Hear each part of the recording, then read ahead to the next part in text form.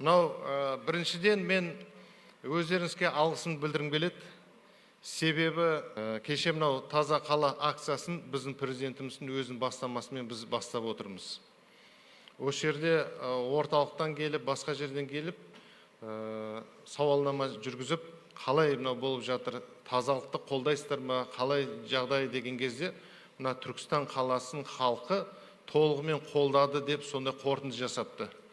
Түркістан қаласының халқымен кездескен кезде таза қаланы, таза ұстауды бізде осындай рухани орталықтамыз, бізді рухани деген, ислам деген жалпы тазалық деп солай жауап берген екен. Мен өзім марқайып қалдым, шын айтсам.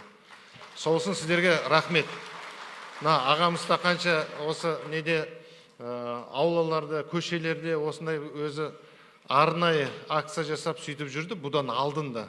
Бірақ дегенмен де қазір бұл да үстіне қосып, сіздерді де осындай жұмысқа атсалысуға шақырамын. Бәріміз бірігіп жұмыс істемесек, біз бұны жалғыз мына әкімді ұрсам, мен қосылам, онымен ешқандай жұмыс бітпейді.